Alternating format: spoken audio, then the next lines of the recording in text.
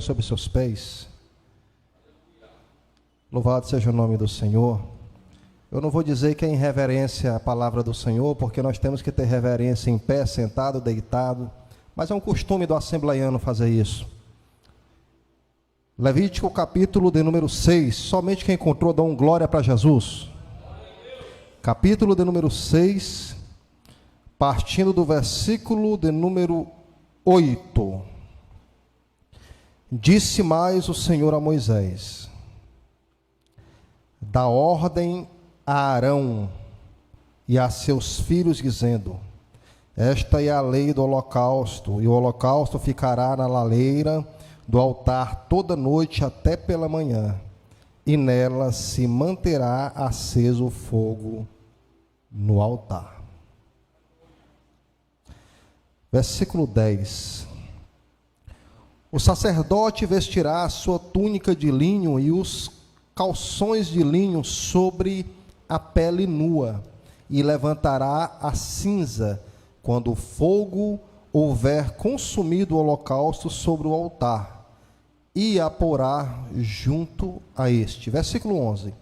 Depois despirá suas vestes e porá outras, e levará a cinza para fora do arraial, a um lugar limpo. Versículo 12. O fogo, pois, sempre arderá sobre o altar, não se apagará, mas o sacerdote acenderá lenha nele cada manhã. E sobre ele porá em ordem o holocausto, e sobre ele queimará a gordura das ofertas pacíficas. Versículo 13. O fogo arderá continuamente sobre o altar, e não se apagará.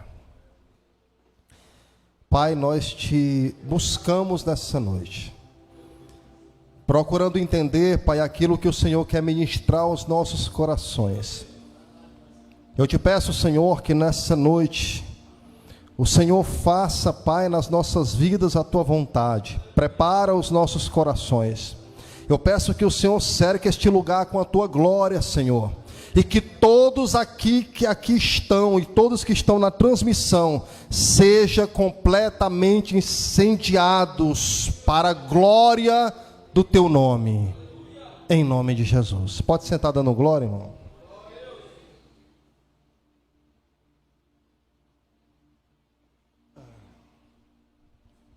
Louvado ao nome do Senhor Jesus. Irmão, como sempre, é uma responsabilidade muito grande pregar a palavra do Senhor. E tem umas mensagens que eu pergunto para o Senhor por que é que Ele me dá. Às vezes eu peço algo simples para ministrar, um caminho já conhecido, versículos que eu já conheço, já tenho memorizado, capítulos. Mas quando isso acontece, é o homem. Agora, quando você recebe algo novo de Deus, é Deus, porque Ele quer fazer coisas novas na nossa vida, amém? E quando eu estava vasculhando a Sagrada Escritura, eu estava pedindo para Deus uma mensagem, e Ele me deu essa, e me deu até um tema: restaurando o altar, e eu quero que você repita comigo nessa noite: restaurando o altar. Foi fraco. Aqui o povo de Deus tem mais unção do que isso. Olha para essa pessoa que está do teu lado e diz para ela: restaurando o altar. Pronto, agora eu acho que ela entendeu, porque aí a chama começou a acender. Amém? Altar, em hebraico, misrá. Em grego, bomos. Em latim, altos ou lugar elevado.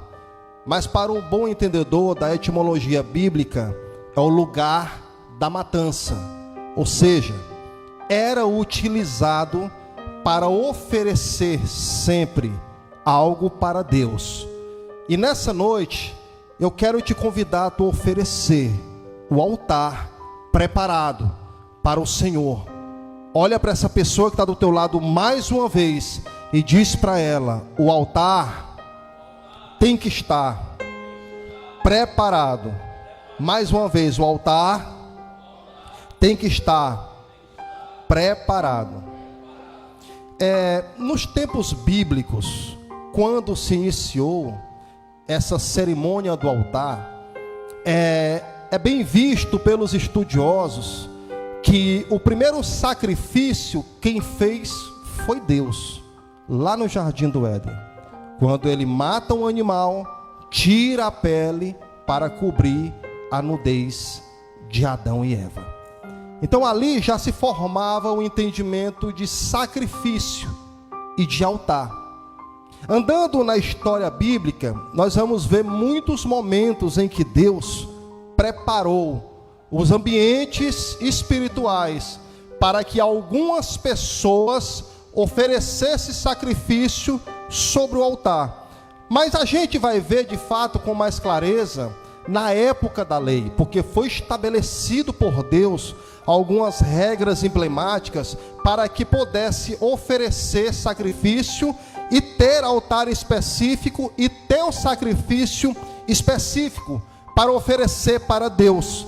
A leitura a qual a gente fez junto em Levítico 6, versículo 8, 9, 10, 11, 12, 13, retrata o momento em que Deus dá ordem através de Moisés para que Arão e seus filhos, que eram responsáveis pelo sacrifício, pelo altar e pelo tabernáculo, para que eles tratassem de uma forma coordenada e organizada. Todas as vezes que chegasse um sacrifício diferente, era para montar ali uma forma de adoração a Deus. Por exemplo, a oferta de manjares. O povo de Israel oferecia cereais e farinha para que Deus recebesse. Era uma oferta de manjares, era uma oferta de paz, de conciliação. Outra oferta que me chama a atenção é a oferta pacífica, onde se oferecia boi, vaca, cabra e bolo. Por quê? Porque todas as vezes que o povo de Israel estava em paz, estava em união, em unidade, estava recebendo de Deus aquilo que Deus tinha prometido. Por exemplo, o tempo da colheita é um tempo importante para o povo de Israel. Eles plantavam, mas eles esperavam colher. E no tempo da colheita, Deus provava para eles: se eles tivessem pecado, não haveria colheita, mas se estivessem em comunhão, a colheita seria farta. E o povo de Israel se acostumou com isso, se acostumou a andar no caminho da obediência, porque Deus estava organizando o sistema social no meio do povo de Israel. Louvado seja o nome do Senhor.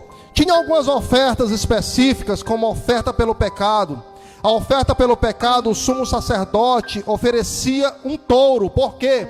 Porque primeiro aquele que ministra no altar tem que estar em santidade e em comunhão com Deus, para que depois ele possa ministrar ao povo do Senhor. Ora, preste atenção, antes do sacerdote ofertar aquilo que o povo trazia, colocar sobre o altar, queimar a oferta, o sacerdote primeiro pegava um touro, matava, queimava, tirava o sangue, belava as mãos e aspergia por 7 vezes sobre o altar. Esse ritual era feito de uma forma unitária e isolada. Os historiadores retratam que o sacerdote entrava só no Santo dos Santos. Por quê? Porque a história diz que se o sacerdote tivesse pecado e quisesse pegar a oferta do povo para queimar, ofertar e tratar para Deus receber, Deus fulminava o sacerdote e ele não era apto a ofertar ou a colocar a oferta do povo de sacrifício. Então primeiro ele tinha que se consertar, para depois ele interagir com o povo, para que o povo colocasse nas suas mãos a oferta para perdão dos pecados. Então tinha uma cerimônia, tinha um ritual muito melindroso, e o povo era instigado a ir sempre a Deus quando precisasse de alguma coisa. Se era perdão, tinha que ter oferta para o altar. Se era um ato de gratidão, como eu já falei, oferta de manjares, tinha que ter alguma coisa no altar. Agora o que me chama a atenção é que todas as vezes o povo era orientado pelos sacerdotes e pelo próprio Moisés A todas as vezes que pegasse algum sacrifício para ofertar no altar, tinha que ser de qualidade, de primeira linha. Se fosse um cordeiro, tinha que ser o melhor. Se fosse uma pombinha, tinha que ser o melhor. Se fosse o touro, que é no caso do sacerdote, tinha que ser o melhor, tinha que ser o primeiro, o mais bonito, o mais gordo, o mais belo, era o melhor. E naquele tempo o sacerdote tinha que colocar esse touro ali, tinha que matar, tirar o sangue, aspergir o sangue sobre o altar. Se nada acontecesse, Deus desceria, e quando descesse, a sua glória iria se manifestar na arca da aliança, no propiciatório. Então ali ele estava autorizado por Deus a receber os demais sacrifícios e ofertas para preparar para um ritual de perdão. E o altar era preparado. O pecado dos líderes das tribos também tinha que ser ofertado sacrifício. Todos os líderes das tribos de Israel tinha que levar cada um a sua oferta para colocar sobre o altar. Por quê? Porque toda liderança de Israel tinha que se consertar com o Senhor, começando pelo sacerdote. Vem comigo na história. A oferta pela culpa, peca intencional ou não intencional. Tinha pessoas no meio do povo de Israel que se sentia culpado por ferir alguém, ou falar alguma palavra, ou lançar alguma palavra que magoasse alguém. Se fosse intencional, ele levava uma oferta de paz. Ele levava farinha, levava bolo e levava cereais. Mas se não fosse intencional, ele também teria que levar a oferta. Por quê? Porque o mesmo Deus que vê você ofendendo uma pessoa, Ele também sabe quando você não quis ofender essa pessoa. Preste atenção. Mas quando você se sente culpado por algo, olha só o que é que a Sagrada Escritura fala. Vai até o sacerdote e coloca diante dele o teu sacrifício, para que o altar receba e seja ofertado a Deus. Por quê? Porque o nosso bom e querido Deus sonda os rins e os corações. Agora, algo que me chamou a atenção, no que eu fui cavar nas Escrituras Sagradas, era que quando alguém ofendia outra pessoa no meio do povo de Israel, intencionalmente, ele não só levava a oferta, mas ele levava dinheiro também. Sabe por quê? Porque a ofensa custou caro, e a ofensa tinha que ser paga com dinheiro dobrado, estabelecido por lei através do sacerdote. Quem me ouve, diga aleluia. Louvado seja o nome do Senhor. Então quero ministrar sobre restauração, lenha, sacrifício, fogo, porque essas coisas estão sempre nos rodeando, nos exigindo, nos cercando. E todas as vezes que eu vou até Deus para procurar a sua atenção, a sua bondade, a sua graça, eu sei que de alguma forma, transliterando todo o acontecimento no tempo da lei, nós temos que preparar o nosso altar ao Senhor. Nós temos que preparar o nosso sacrifício ao Senhor. Que sacrifício é esse? Eu vou já te contar. O primeiro altar a ser tratado por Deus, já que o tema da mensagem é restaurando o altar. O primeiro altar a ser tratado por Deus é o altar do sacerdote, altar sacerdotal. Todo sacerdote precisa seguir as regras estabelecidas por Deus. Por quê? Porque foi Deus que separou o sacerdote, não foi um sacerdote que separou Deus. Foi Deus que chamou o sacerdote, não foi um sacerdote que disse, eu quero ser sacerdote. Então, se Deus chama, Ele estabelece as regras. O altar e o sacrifício é responsabilidade do sacerdote. Você pode dar um glória a Deus por isso? Em Levítico 6:11, o sacerdote renova suas vestes, e com muito, mas muito cuidado, ele retira a cinza que foi queimada do altar, e leva para fora do arraial. Isso aqui é um mistério de Deus que eu quero compartilhar com você. Porque passou a noite toda queimando o sacrifício, mas quando é de manhã ele pega, tira o sacrifício queimado, coloca do lado do altar, e a cinza que queimou-se ali, ele retira e põe para fora do arraial. Eu perguntando para Deus: Deus, mas por que todo esse trabalho que o sacerdote deve ter? E Deus me fez entender, pela revelação da sua palavra, que há uma geração se formando ou iniciando, quando outra está se findando. Há um povo que está sendo levantado por Deus, enquanto outros já estão encerrando a sua carreira.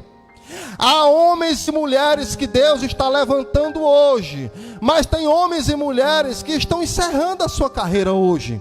Há homens e mulheres que Deus vai usar com muito poder, muita graça, unção e autoridade. Mas tem homens e mulheres que Deus já usou com muito poder, que Deus já usou com muita autoridade e que Deus já usou com muita unção. Então, quando eu olho para esse cenário de cinza, sacerdote, lenha e fora do arraial, e o cuidado que o sacerdote deve ter, eu vejo que nós estamos vivendo a geração da cinza. Sabe por quê? Porque as cinzas são aqueles que queimaram bastante, mas não queimam mais. Então, quando você vê um homem de Deus, como o pastor Francisco, e muitos outros homens e mulheres de Deus, que já chegaram na sua idade, já estão com a idade avançada, que já estão chegando no limite das suas forças, e você pode olhar: meu Deus, Deus já usou tanto e hoje não usa quase nada. Olha, rapaz, eu conheci aquele homem, orava pelos enfermos, mas hoje não ora mais. Eu conheci fulano, era mulher de Deus, mas hoje quase não vai mais para a igreja. Não se engane com isso. Essa é a geração da cinza, não está morta. E a nova geração tem que cuidar da geração da cinza, porque a nova geração é a geração da lenha pegando fogo. E essa geração da lenha pegando fogo tem que ter cuidado com a geração da cinza. Sabe por quê? Porque a cinza, pastor Francisco, um dia incendiou a sua geração. A cinza um dia foi muito avivado. A cinza um dia levantou muitas vidas que estavam caídas. A cinza um dia, ela queimou tanto que aonde ela chegava, vidas se rendiam a Jesus. Então, não se engane, não despreze a geração da cinza. Pelo contrário, tenha cuidado. Quando o texto fala: e o sacerdote trocou de roupa para pegar a cinza e colocar fora do arraial, ele está dizendo: mesmo você tendo a autoridade de Deus, respeite a geração da cinza. Louvado seja o nome do Senhor. Então essa é a geração. Estamos passando por uma mudança, aonde muitos serão levantados e já estão sendo levantados por Deus, mas outros estão encerrando o seu ministério. Você lembra de João Batista? João Batista, quando recebeu o Cordeiro de Deus, Jesus, e reconheceu ele, ele disse que precisava ele diminuir para que o Senhor crescesse. Geração da cinza. Em outras palavras, ele estava dizendo: o meu ministério já está chegando nos últimos dias. E quem tem que brilhar agora é esse Galileu. Porque ele não é normal, ele vem trazendo fogo e esse fogo vai queimar. Ele vem trazendo fogo e esse fogo vai batizar. Ele vem trazendo fogo e esse fogo vai incendiar a humanidade. Pelo menos 6 coisas que não pode faltar no altar do sacerdote. Santidade. A santidade, ela é crucial no ministério sacerdotal. Porque todas as vezes que o sacerdote iria entrar no Santo dos Santos, lugar santíssimo, ele tinha que entrar sabendo que ali dentro ele podia sair morto. Porque o Senhor tem zelo por aquilo que Ele estabelece como presença. E a arca da aliança era conhecida como a presença de Deus no meio do seu povo. Então o sacerdote tem que ter santidade. Outra coisa que o sacerdote precisa ter no seu ministério: zelo. Todas as vezes, em Levítico capítulo 6, que o sacerdote iria colocar o sacrifício, tinha um período exato para o sacrifício queimar. Depois de queimado, ele retirava o sacrifício e limpava o altar. Fala de zelo, fala de cuidado, de organização. Ele está trabalhando em um ambiente que ele sabe que tudo que ele vai fazer tem que ser com santidade. Se ele vai trocar de roupa, é santo. Se ele vai usar as mãos dele para tocar no altar, tem que ser com santidade. Se ele vai pegar o sacrifício e ofertar a Deus, tem que ser com santidade. Então a santidade, ela segue de um princípio que abaixo dela está o zelo. Zelo pelas coisas do Senhor, zelo pela obra do Senhor, zelo pela forma que Deus estabelece as suas regras, doutrinas e parâmetros. Tem que ter zelo. Se o sacerdote, o ministro, aquele que recebeu de Deus a responsabilidade para operar, para trabalhar para Deus, tem que ter zelo pelas coisas de Deus. Amor e cuidado pelas ovelhas do Senhor. Olha só o que foi que Jesus falou para Pedro: Pedro, quando tu te converteres, apacenta as minhas. Apacenta o quê? Mas só depois que se converter. Sabe por quê? Porque Deus tem zelo por tudo aquilo que é dele. João capítulo 10, ele diz o seguinte: que todos aqueles que são do Pai, o Pai iria entregar na mão dele, e de maneira nenhuma iriam escapar, porque era o Pai que estava dando na sua mão. Então o zelo tem que fazer parte. Agora, quando se trata de amor, o negócio é mais bonito. Você sabe por quê? Porque nós, crentes cristãos, falamos muito de amor, pregamos muito sobre o amor. Ora, o amor é lindo, o amor é belo, o amor da igreja é maravilhoso. O amor da igreja é o amor filos, é o amor que transcende a naturalidade do amor do mundo. Nós deveríamos ensinar o mundo a amar. Nós deveríamos ensinar o mundo a perdoar. Nós deveríamos ensinar o mundo a buscar a Deus. Mas nem sempre essas coisas acontecem. Sabe por quê? Porque Deus estabelece o amor para unir os irmãos e unir o seu corpo, para ser guiado direitinho pelo cabeça, que é Jesus. O sacerdote é todo aquele que recebe de Deus a chamada para ser noiva do Senhor. Esse é o sacerdócio real. Olha para essa pessoa que está do teu lado e diz: a palavra de Deus. Fala para ela e diz: a palavra de Deus diz que eu faço parte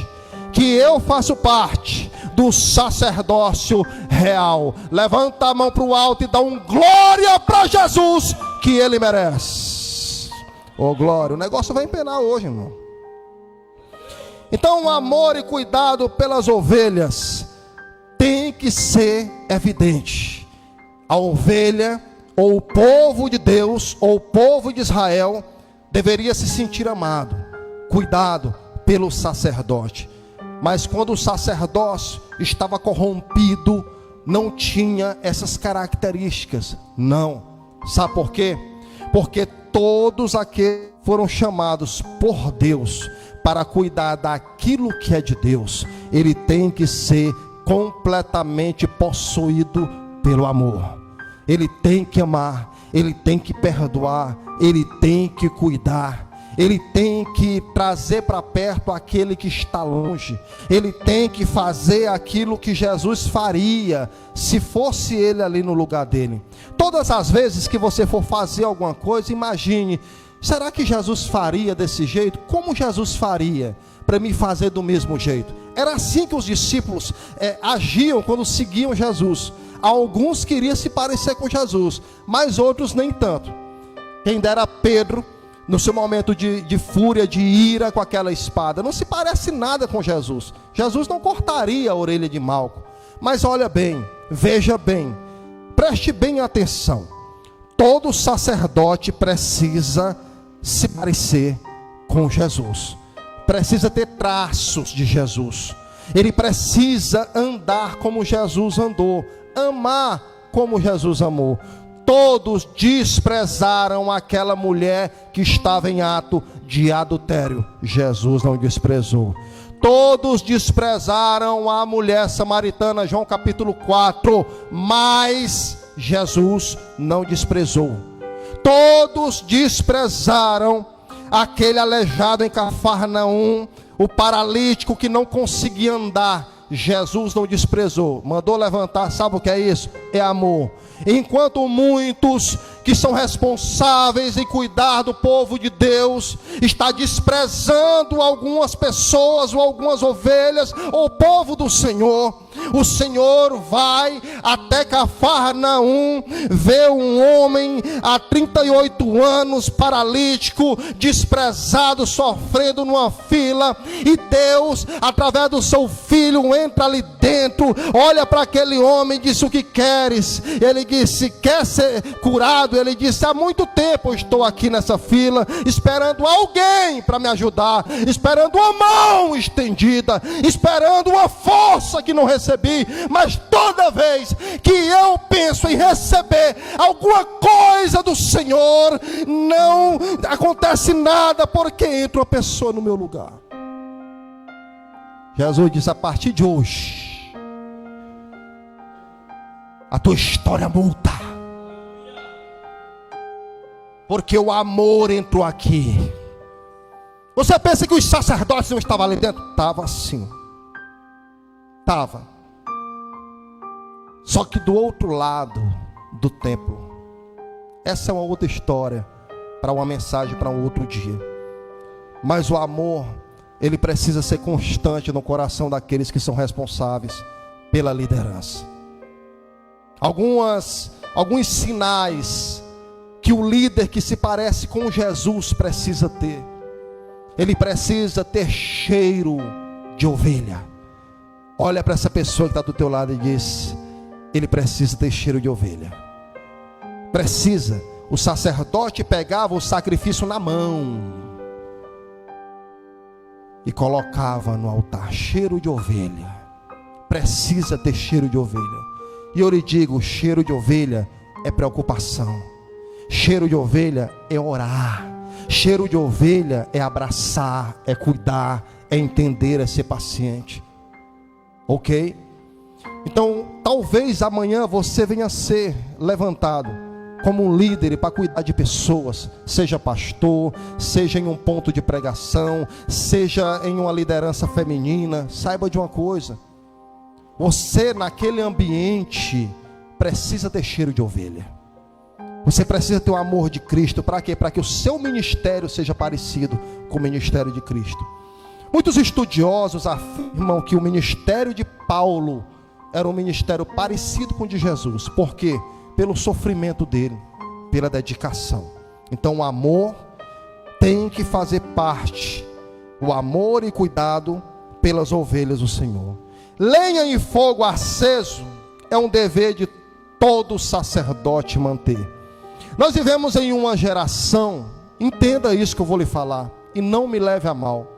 Nós vivemos em uma geração que muitos líderes, muitos pregadores, que eram para estar sendo instrumentos para um grande avivamento, infelizmente, eles oprimem a igreja do Senhor. Isso eu estou falando a nível mundial. As igrejas evangélicas, elas são oprimidas, umas tem muito poder, tem muito milagre, tem muita unção e tem muita autoridade, mas não tem a palavra.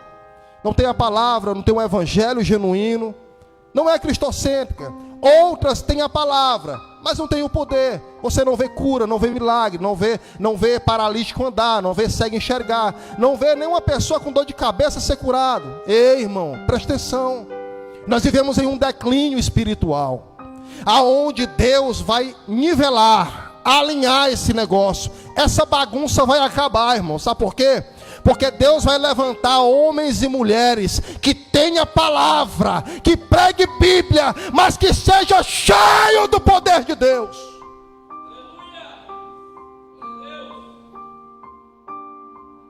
Que quando você vai para o culto, você vê o milagre acontecer, você vê batismo com o Espírito Santo. Nós vamos viver esse tempo, porque ainda não chegou. Nós vivemos um desnível eclesiástico. Tem palavra, mas não tem poder. Outro tem poder e não tem palavra. Nós precisamos estar olhando todo o tempo para a cruz, para que a cruz revele a nossa condição diante do Senhor.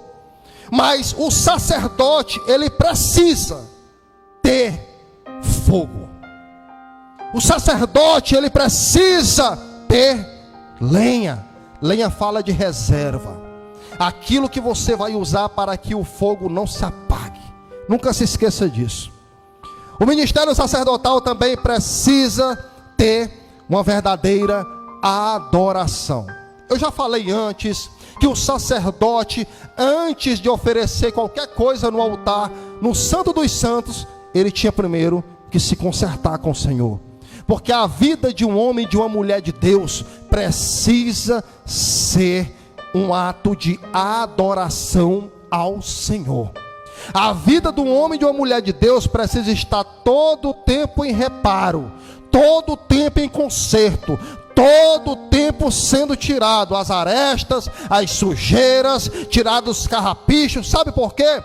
Porque aqueles que Deus levanta com a chamada ministerial, eles vão ter que ser em algum momento parecido com Jesus.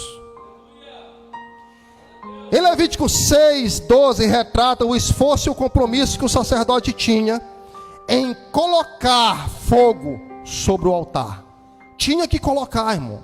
Altar sem fogo é um altar estranho. O altar tem que ter fogo. O homem e a mulher de Deus tem que ter fogo, irmão. Seja para pregar, seja para orar, seja para fazer alguma coisa, seja no seu trabalho, tem que ter fogo, irmão. Tem que ter alguma coisa que as pessoas olhem para você e digam: nossa, alguma coisa está acesa na vida desse homem, alguma coisa está acesa na vida dessa mulher. Tem que ter fogo. Se não tiver fogo, tem alguma coisa errada, porque o altar tem um princípio, e o princípio é sacrifício, lenha, fogo e santidade. Quero que você entenda. Às vezes Deus me dá a oportunidade de levar a palavra no meu trabalho. Meu trabalho é simplório, é simples, mas é um trabalho que muitas pessoas sobem na minha garupa, na garupa da moto que eu piloto. Pessoas que talvez nunca pisarão numa igreja. Pessoas que têm raiva de crente. Pessoas que estão dentro do buraco mais profundo do pecado. Sobe na minha garupa. E eu tenho que ter o quê? Fogo. Sabe para quê? Para jogar nessa pessoa. Eu tenho que ter palavra, eu tenho que ter unção, eu tenho que estar revestido de poder e de autoridade, porque essas vidas Deus vai requerer de mim cada uma. Se Ele me colocou nesse trabalho, é porque Ele tem um propósito na minha vida e na vida das pessoas que irão cruzar o meu caminho. Se eu não tiver fogo, Deus vai me cobrar, vai cobrar o sangue. Sabe por quê? Porque todo lugar que Ele te coloca, há um motivo do céu. Nunca pense que tem fio solto na Bíblia, não tem. Tudo tem um propósito, tudo Deus estabelece como organização. Não existe coincidência na vida do cristão, existe plano e projeto de Deus. Deus te colocou lá no teu trabalho, aonde é a maior algazarra, o maior movimento, a maior celeuma lá, é zoada para lá, zoada para cá, você não tem tempo para nada. Seja um altar incendiando naquele lugar, porque Deus vai te cobrar.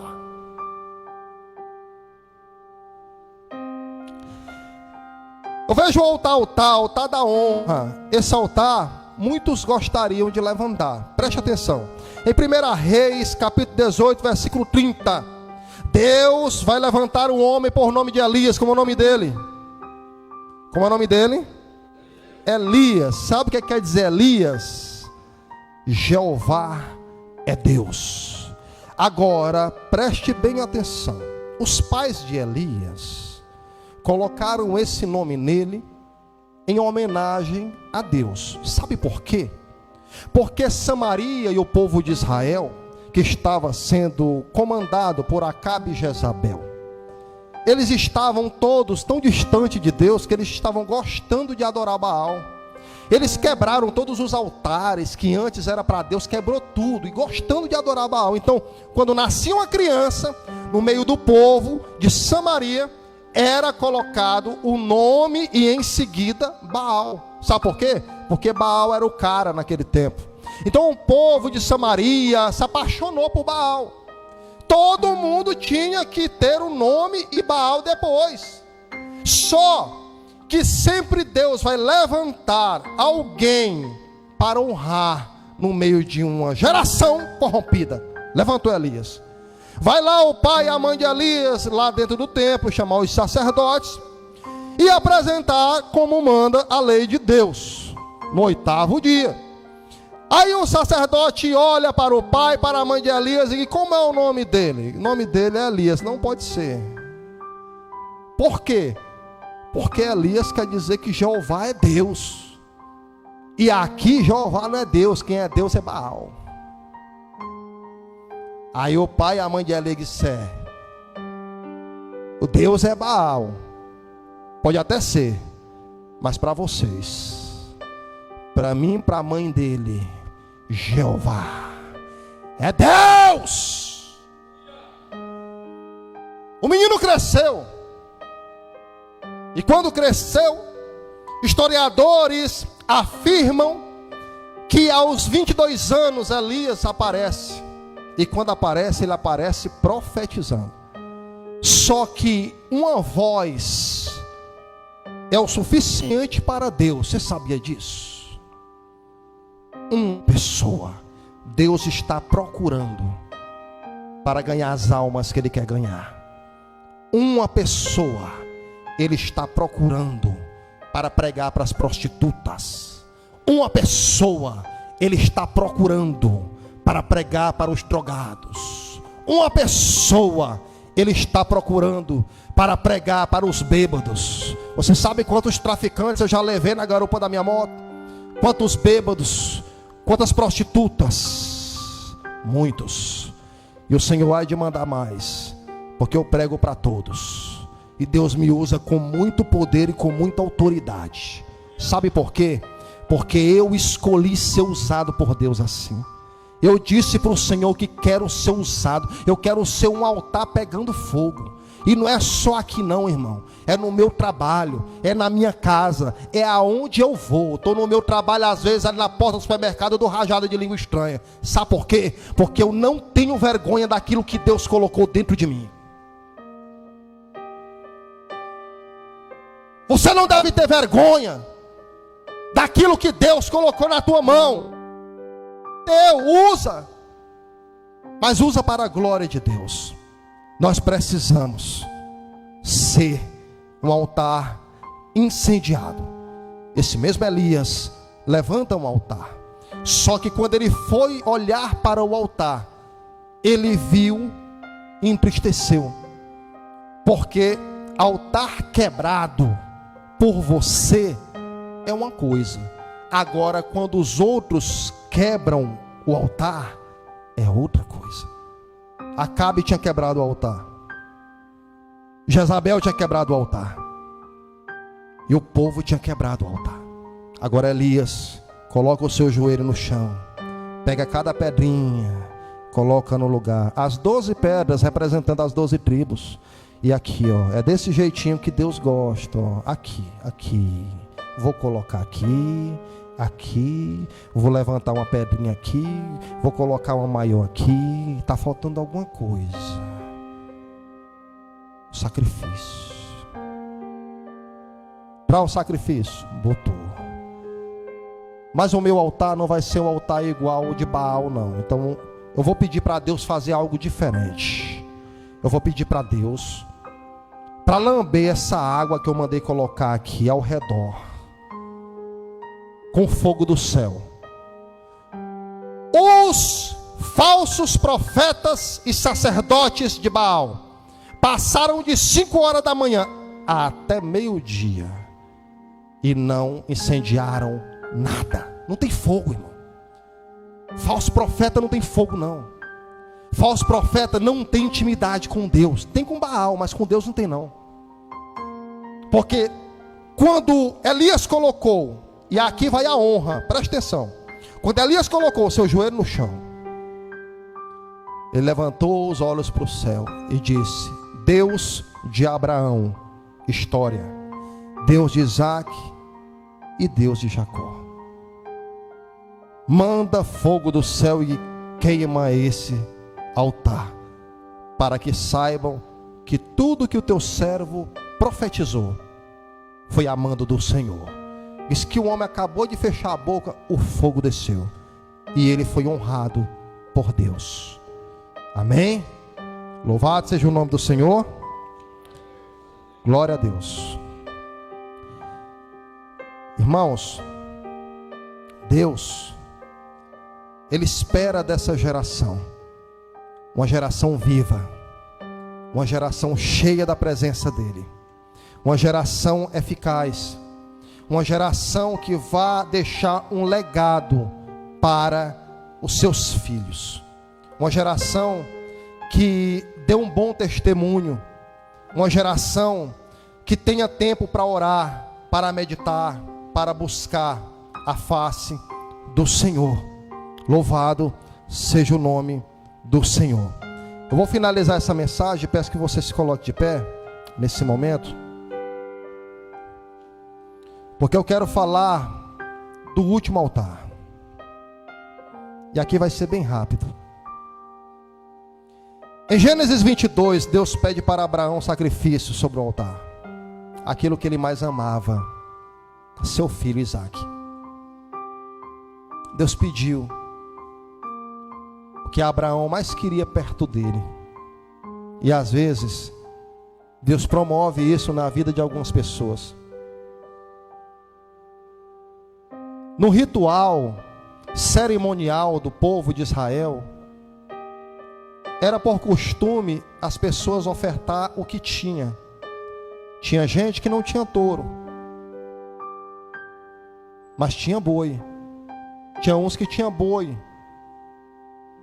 mas não tinha cordeiro. Uns tinha cordeiro, outros tinha pomba, outros tinha apenas um prato de farinha. Não questione a Deus acerca daquilo que Deus está fazendo na vida de muitas pessoas. Quando você vê uma pessoa que tem muita comunhão com Deus, que tem muita autoridade, que tem muita unção, que tem muita renúncia, pode saber que ele conseguiu ofertar um touro. Mas se você não consegue ofertar um touro, oferta um cordeiro. Deus vai te usar do jeito que você é. Deus vai fazer na tua vida milagres do jeito que Ele quer fazer. Talvez você não tenha um cordeiro, oferece uma pombinha. Conserta o teu altar, irmão. Incendeia o teu altar. Sai da mesmice. Sai do meio comum. Entra em um meio diferente. Você precisa deixar o teu altar aceso. E se Deus te pedir alguma coisa, como pediu para Abraão, Isaac, dá, irmão. Dá. Porque o que tu dá para o Senhor hoje, tu vai viver tudo em milagres amanhã. Abraão entregou Isaac. E quando ele entregou Isaac, ele fez algo que iria eternizar na história. Porque o Isaac de Abraão, lá na frente, iria se tornar o Cristo de Deus. Abraão é a tipologia, a figura de Cristo, de Deus, oferecendo o seu único filho como sacrifício. Nessa noite, eu convido você a pensar como você vai sair daqui e preparar o teu altar. Eu sei que é difícil. Às vezes, eu tinha dificuldade de entender as coisas espirituais da parte de Deus. E aqui eu vou finalizar a mensagem.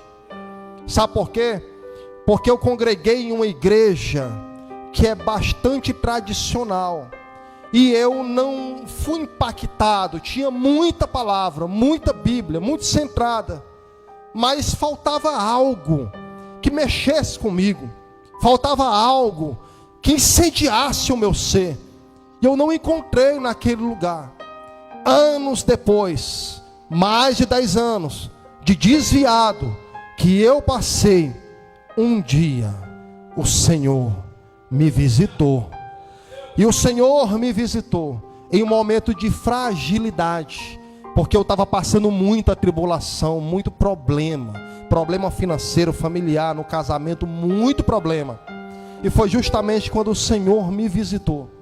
E quando Ele me visitou, Ele estabeleceu entre eu e entre Ele um pacto. E Ele começou a falar comigo de um jeito que Ele nunca falou. Ele começou a tocar em mim de uma forma que Ele nunca tocou. E Ele começou a fazer na minha vida coisas que Ele nunca fez. A primeira coisa que Ele fez foi restaurar a minha vida emocional. A segunda coisa que Ele fez foi dar na minha mão um ministério de fogo, uma chamada. E isso eu não compreendia, porque eu dizia para o Senhor: Deus, eu quero ser usado como fulano, como cicrano, como aqueles na Bíblia que o Senhor usou. Até que um dia, e essa experiência eu compartilho contigo, porque talvez você venha ter uma experiência semelhante a essa que eu tive. Um dia, o Senhor me levou para uma cidade. Os muros dessa cidade eram muito altos, grossos, extensos. Essa cidade era uma cidade antiga, e os portais dela eram gigantescos, as portas eram muito grossas. E Ele me levou. Eu cheguei na porta dessa cidade, as portas se abriram. Eu vi um pátio muito grande, gigantesco, e vi algumas escadarias, e sentada nelas alguns judeus com quipar e com mitra na cabeça, e estava com suas estolas. E esses judeus tinham uma barba mais ou menos até aqui assim. Uns estavam sentados nas escadas, outros estavam orando, outros estavam levantando a mão. E naquele momento o Senhor disse: coloca o teu joelho no chão. Eu coloquei. Ele disse: agora olha para o céu. E eu olhei. Ele disse: derramo sobre a tua cabeça azeite, e te separo para uma grande obra que eu ainda vou te revelar. Pega na mão dessa pessoa que está do teu lado. Eu posso não ter ido fisicamente em Jerusalém, mas em espírito eu estive lá, porque o meu Senhor me levou. E pense num lugar bonito, lindo. Eu quero ministrar sobre a tua vida nessa noite. A esperança que se perdeu, a forma que as coisas tomaram, e agora você precisa restabelecer alguns limites para o que deu errado na tua vida. Eu quero falar para ti que o altar precisa ser restaurado, e só você pode restaurar. A presbítero, Eu preciso consertar, é você que precisa, para que Deus te honre. Eu falei do altar da honra, para que Deus comece a fazer milagre na tua vida. Eu falei também do altar que faz com que você mude a sua mente.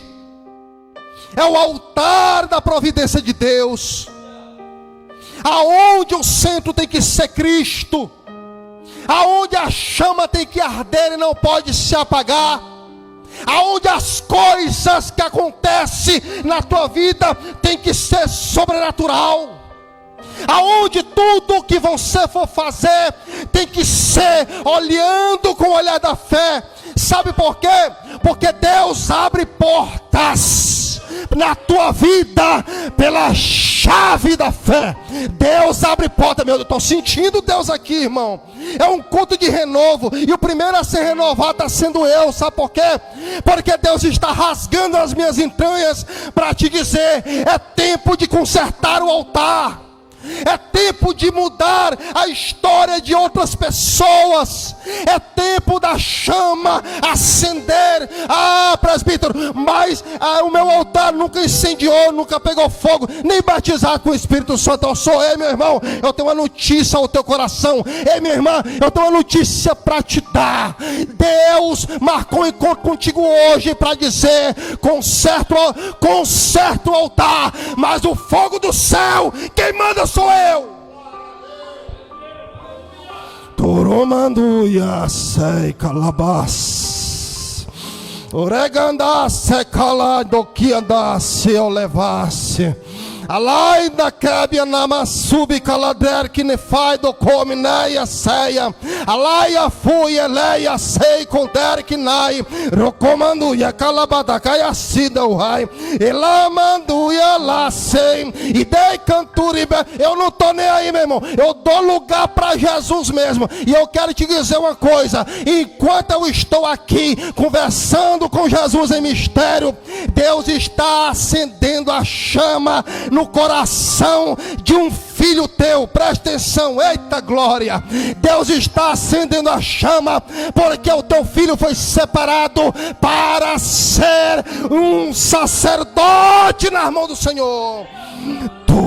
Manuia de candelobriande, kendai sei cantuia lema, laianto quebia la canturi bicai, lai dois sai laba canture behala basabica, romanha noia sei que daia subi levar, laianchara manha daia sobe aquela vato, requene menehala bequele biculi bilaia si, aianei condeia suricai, labraca turibicalabacé.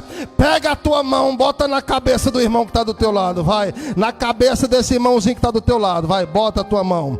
Você vai ser agora um altar incendiando o teu irmão.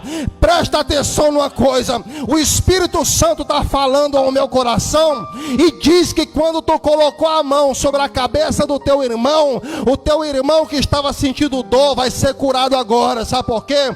Porque Jesus está passeando no meio dos 7 castiçal de ouro. Jesus está passeando, e quando ele passeia, ele cura, ele levanta, ele restaura, ele incendeia. Vai lá, ora pelo teu irmão, ministra sobre a vida dele, sobre a vida dela. Ora, diz aí, ó, é tempo de consertar o altar. Deixa Deus te incendiar, deixa Deus te usar. Profetiza para o teu irmão. Eu vou deixar tu profetizar.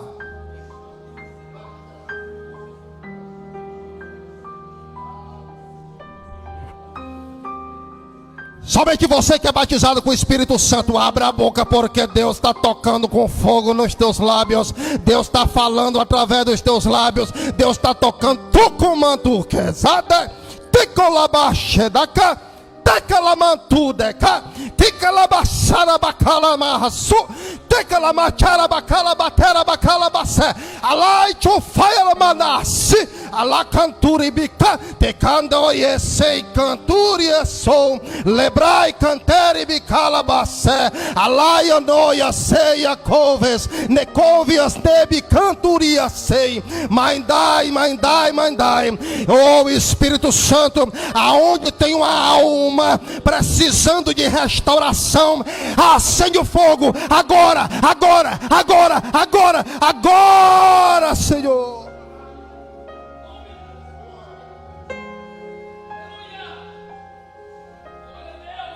Oh, mandou.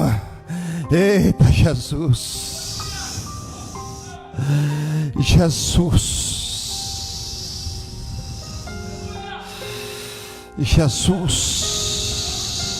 Levanta tuas mãos para o alto, irmão. Levanta tuas mãos para o alto. Oh, Jesus.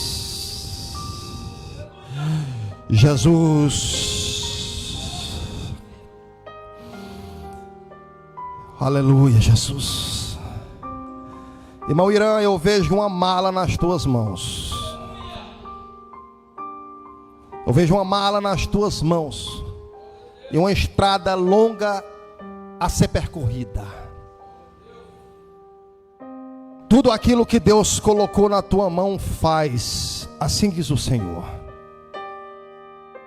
Porque o que Ele colocou nas tuas mãos, muitos pedem, mas Ele deu para ti. Ele colocou na tua mão. Nas tuas orações tu pedes salvação, conserto, restauração e um avivamento. Esses dias tu estava de joelho na tua casa e tu questionou a Deus acerca do avivamento. O Senhor manda eu te dizer que Ele pega hoje na tua mão. Abraça ele aí, irmão Hugo, abraça ele. Abraça o irmão Irã. Irmão Irã, está atrás do Senhor. Abraça ele. Abraça ele. Ele pega hoje na tua mão, irmão, e Ele te leva em caminhos espirituais. Entenda uma coisa. Há uma unção sendo movimentada na tua vida e na vida do irmão Hugo. Porque o que Deus entregou na tua mão, também entregou na mão dele. É um ministério de estrada. Ele diz, vou te levar, mas pode pregar, porque eu vou ganhar as almas, diz o Senhor para a tua vida. Aragançu, levanta a mão para o alto, irmão, vou finalizar. Levanta a mão para o alto, levanta a mão para o alto, levanta a mão para o alto. Levanta a mão para o alto, para cima. Sente uma mão sobre a tua cabeça agora. Sente um toque na tua mão. É o Senhor que está no nosso meio. E a Bíblia diz que Ele é sensível e tem nome, Espírito Santo. Ele está no nosso meio. Então levanta a tua mão. Saia daqui hoje incendiado. Saia daqui hoje incendiado. Saia daqui hoje incendiado. Pai, eu apresento, Pai, os meus irmãos a Ti. Eu apresento a Ti, Senhor. Peço que o Senhor cuide de cada um deles. Cada um deles. Cada um deles. Irmã Lara, levanta as duas mãos para o alto, lá para cima. Tem uma espada na tua mão. Ela está pegando fogo. O Senhor diz, usa essa espada. Eu te levantei como guerreira, como levantei a poucas, mas a ti levantei. É tempo de usar a espada. Não coloca na bainha. Usa a espada.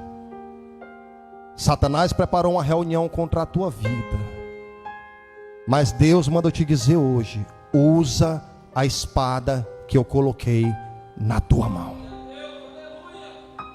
Pai, obrigado. por tudo que o Senhor fez nas nossas vidas essa noite, pela forma linda, Pai, que o Senhor falou conosco, o Senhor operou, que o Senhor nos encheu, que o Senhor nos levantou, que o Senhor, Pai, incendiou os nossos corações, que o Senhor, meu Deus, falou aos nossos corações, Pai, de uma forma tão sensível. Eu te peço, Pai, que o Senhor tome de conta da vida de cada um dos meus irmãos, cada um, Senhor. Toma de conta, Senhor. Toma de conta, meu Deus. Abençoa meus irmãos, meu Deus. Dá o livramento a eles, Senhor. Restaura eles, ajuda eles a restaurar o altar. Ajuda eles, Pai, a entrar, Pai, em um lugar, Pai, de intimidade contigo. Ajuda eles, Senhor. Ajuda ele, ajuda ela, Pai. Obrigado, Senhor. Irmã Karene, levanta tua mão direita para cima. Deus está dando livramento para o teu filho hoje. Hoje está dando livramento, porque Ele sabe da dor do teu coração e da preocupação que tu tem com Ele. O Senhor está livrando, porque grande é o projeto que Ele tem na vida do seu filho. Obrigado, Senhor, pelas coisas lindas, Pai, que o Senhor, Pai, manifestou no nosso meio, em nome de Jesus. Você senta dando glória bem forte para Jesus.